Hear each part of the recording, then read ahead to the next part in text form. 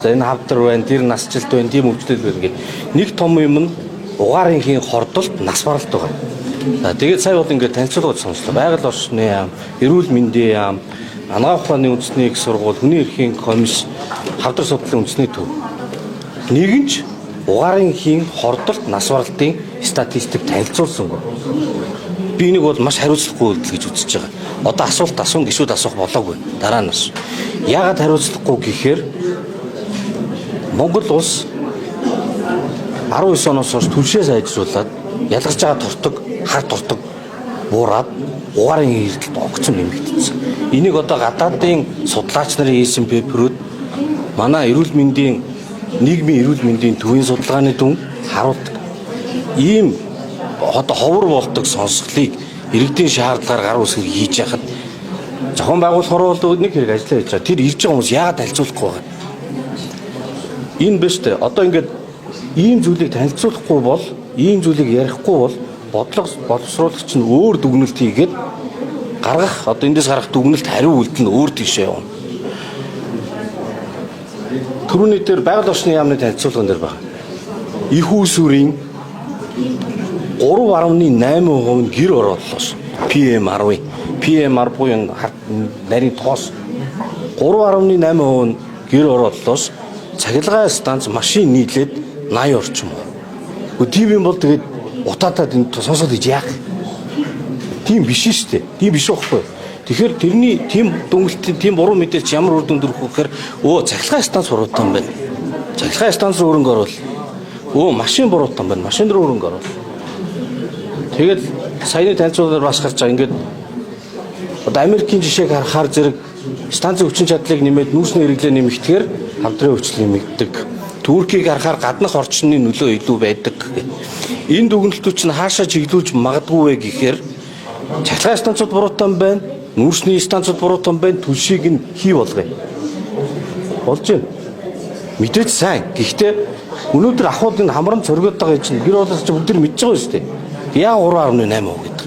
Тэгэхээр тэр хөрөнгө мөнгө чинь тэр том станцууд руу чиглэнэ. Тэдний шүүлтүүр дээр очино. Тэгээд тэр чинь газын шилжүүлнэ. Оросоос газ худалдаж авна. Технологийн шинжилт юм. Бөө мөнгө. Гэр орооч ивэрээ үлдчих утаа байдгараад байна. Эсвэл машинаас гараад байна. Ерөөсөө цахилгаан машин хэрэглэх хэрэгтэй юм байна. Одоо татвараас чөлөөлье. Тэгээ баахан хятад машины татварыг чөлөөлнө. Машины бизнес. Одоо зөвөр үлдээ нөгөө насжилт энэ төргээ бас баах юм яриад байгаа шүү дээ. Бид нар ингээд давхцаж байна. Тэгээд буцаад нөгөө үндсэн асуултаасаа хадуурч тавхаад хамаагүй станц машин гэдэг ингээд явчих гээд байгаа. Тэгэхээр энд хийж байгаа эрүүл мэндэд юу нь хамгийн хавилтаа байна вэ гэдэг дээр маш хариуцлагатай хэлэх хэрэгтэй байна. Мэргэжлийн байгууллага за яамны дарга нар бол бас өөр хэрэг.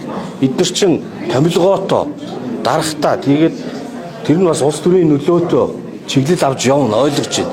Яагаад эрдэм шинжилгээний байгууллагууд зүгээр тоон статистик дээр дүнгийн харуулад ярьж болохгүй байна. Түмэн янзын шалтгаан яриад лабораторийн дүн гэнг яриад идэх байхгүй юу? Тэр чинь зөв үнэн. Лабораторийн шинжилгээ бид нар хийж явах шүү. Гэхдээ 19 оноос хойш одоо ингээд 19 ч 15 оноос ч хэдэн жил болцсны дараа тоон статистик гэж юм байгаа шүү. Тоон статистик харахад тэр лабораторийн дүн мөн хамаагүй байхгүй. Тоон статистик төр монголчууд математиктай сайн хүмүүс гэдэг. Дүгнэлт хийж болно. Юу нь болохгүй вэ? Яагаад угаарын хийгээр хордсон хүмүүс Японы Цукуба их сургуулийн хийсэн судалгаагаар 17-оос 19 онд дараа нь 20-оос 22 онд нас баралт нь 3 дахин нэмэгдээд хордолт нь 10 дахин нэмэгдсэн. Яагаад нийгмийн эрүүл мэндийн төвийн судалгаагаар 10 хэдэн оноос үлээ 7 оноос 17 оноос хойш угаарын хордолт 50 дахин нэмэгдсэн. Энэ дээр бид нар хариулт өгөөд хариултынхаа үр дүнд нь за тэгвэл илүү сайн шатдаг төлших хэрэгтэй юм байна. Эсвэл бол шатаадаг 100 үлээгүүртэй хүчилдэг моторт одоо юу гэдэг Европод хэрэглэдэг шин байх хэрэгтэй юм байна. Тэгээд асуудал энэ гэр оролттой байна. Тэнд чинь угаарандаа хордож өгөөд байна. Ийм дүнлэлтүүд хийх хэрэгтэй байхгүй юу? Тэгэхээр тэрийг танилцуулахгүй болохоор энэ биш юм бэ тэр NOx натрийн давхар элсэл, хөхрийн давхар элсэл гэдэг хүний толгой эргүүлсэн нэг ийм шалдар болдор жижиг юунууд бохирдлууд яриад Тэгээд ерөөсөө станц машин юм байна гэдээ ингээд ямар ч үр дүнгүй болох гэдэг шүү дээ. Тийм болохоор энэ тоонуудыг ямар нэгэн юм юугүйгээр зүгээр л объектив ингээ хэлэх хэрэгтэй. Ганцхан 10 ухааны их сургуулийн доктор Жаргал сайхан гуан илтгэл дээр Эмма Никсон билүү. Энэ гадаадын судлаач нарын хийсэн судалгааны үр дүнг танилцуулсан.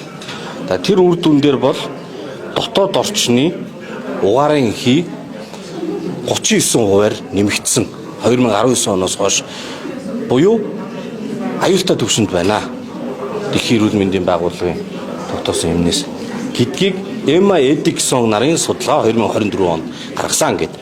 Би түрүү 2 судалгаа хийсэн шүү дээ. Энэ бол 3 дахь хүүсээр ингэж тайлбарлаж байгаа. Тэр энэ чинь бол зүгээр судалгаа. Лабораторийн судалгаа, статистик тоо, энэ тоог танилцуулах нь ямар ч юмнаас айж имийнхэн байхгүй зүгээр л мэрэгжлийн хүмүүс хийх ёстой ажил. Энийг хиймээр байна. Одоо явж байгаа. Танилцуулахгүй гэсэн гэж хэлгээд энэ таны хувьд тийм байна. Дийлийг бол нууж байна. Би бол тэгж үзэж байна. Энийг нууж байна. Ягаад гэвэл CO2 угаарын хийг танилцуулах ёстой гэдээ ажлын хэсгээд би мессеж явуулсан. Тэгээд хурд ирж байгаа хүмүүс рүү. Тэгээ урд нь чинь нийгэмд зөндөө яригдж хилцэж байгаа асуудал шүү дээ. Зүгээр ярьчаад хийх ажлаа төлөвлөмөр байна. Тэрнээс биш энд ирчээд ингээд хин нэг мяалах гэдэг юм байхгүй. За бай.